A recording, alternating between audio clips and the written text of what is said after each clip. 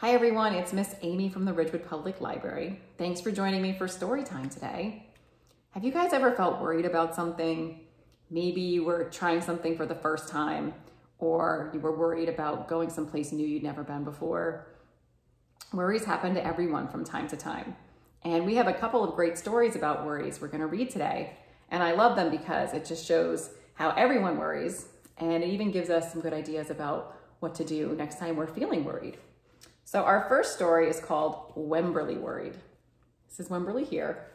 Let's see what she's worrying about. Wemberly worried about everything.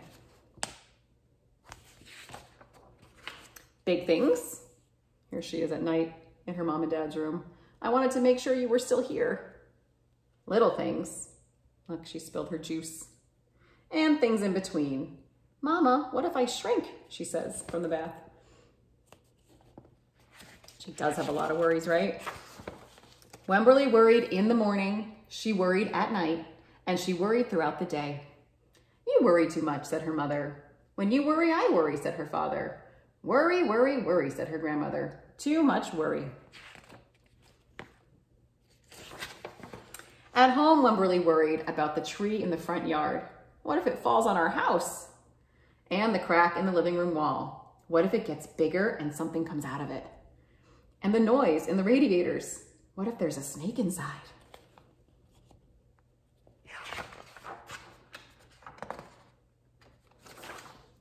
At the playground, Wemberly worried about the chains on the swings and the bolts on the slide and the bars on the jungle gym. Too rusty, too loose, too high. And always she worried about her doll Petal. Shouldn't Petal have a car seat too? Petal's lost forever. I found her, sweetie. I'll wait for you, Petal. Look, Petal's in the washing machine here. Do you have a lovey that you hate when it has to get washed? Yeah. Don't worry, said her mother. Don't worry, said her father. But Wemberly worried. She worried and worried and worried. When Wemberly was especially worried, she rubbed Petal's ears. Wemberly worried that if she didn't stop worrying, Petal would have no ears left at all.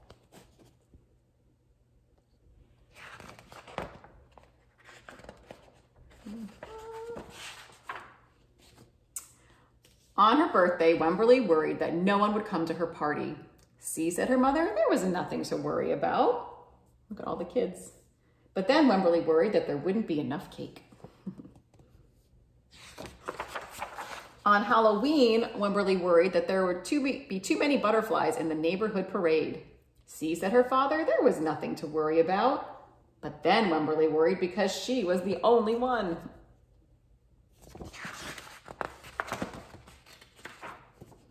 You worry too much, said her mother.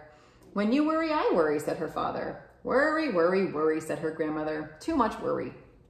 Soon, Wemberly had a new worry. School. Wemberly worried about the start of school more than anything she had ever worried about before.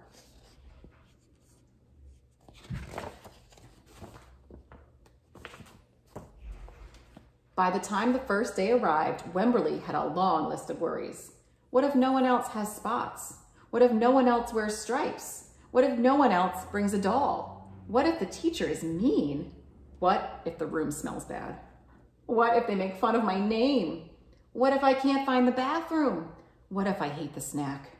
What if I have to cry?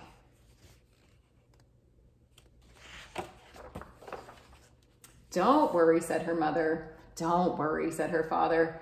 But Wemberly worried. She worried and worried and worried. She worried all the way there. There's her grandma saying, have fun. While Wemberly's parents talked to the teacher, Mrs. Peachum, Wemberly looked around the room. Then Mrs. Peachum said, Wemberly, there is someone I think you should meet.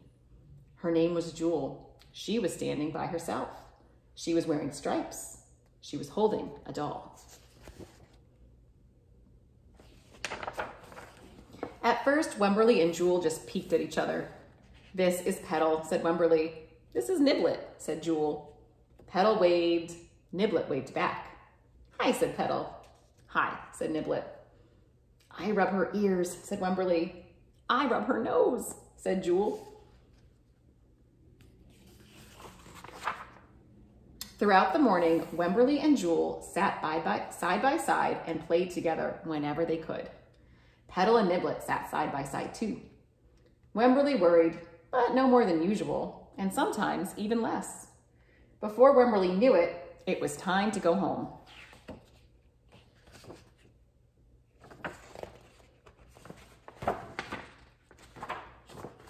Come back tomorrow, called Mrs. Peachum as the students walked out the door. Wemberly turned around and smiled and waved. I will, she said. Don't worry. Wow. Wemberly is feeling a lot better at the end of that book, right? Sometimes you just have to try the new thing that you're worried about. And often, actually most times I would say, it's not as bad as you thought it would be, right? All right, our second book is called Ruby Finds a Worry.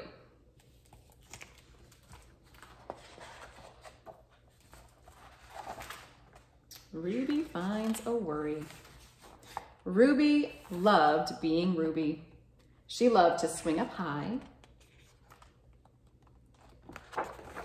And she loved to explore wild, faraway places. Sometimes she even went all the way to the very bottom of the garden. Ruby was perfectly happy until one day. She discovered a worry.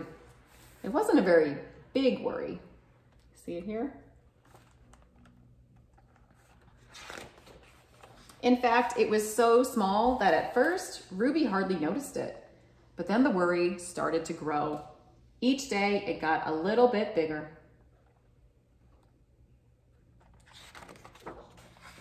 It just wouldn't leave her alone. It was there at breakfast, staring at her over the cereal box. And it was still there at night when she was brushing her teeth. The funny thing was that no one else could see Ruby's worry, not even her teacher. So Ruby pretended that she couldn't see it either.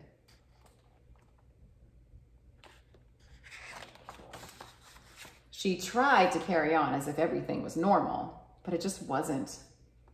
The worry was always there, stopping her from doing the things that she loved.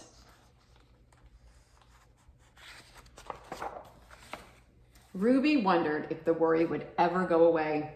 What if it didn't? What if it stayed with her forever? Ruby didn't realize it, but she was doing the worst thing you can ever do with a worry. She was worrying about it.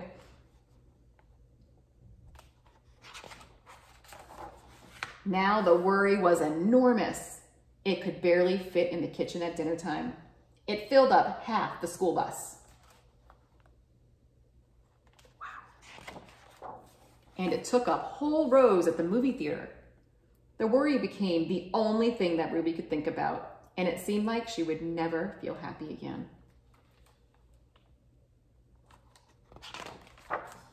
Then one day, something unexpected happened.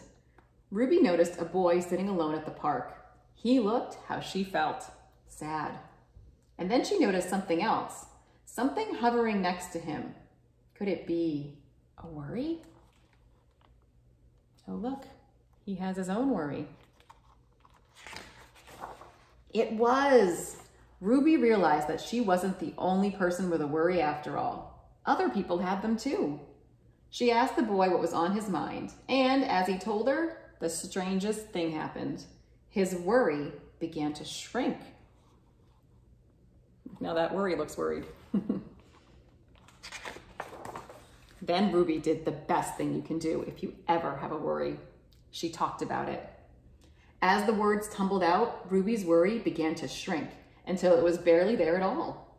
Soon both of their worries were gone. Finally, Ruby felt like herself again. Of course, that wasn't the last time she ever had a worry. Everyone gets them from time to time. But now that she knew how to get rid of them, they never hung around for long. The end. I love that book because it's true. Talking about your worries is really the best way to stop worrying about them. Well, I hope that you enjoyed those stories as much as I did, and I hope to see you next time. Bye.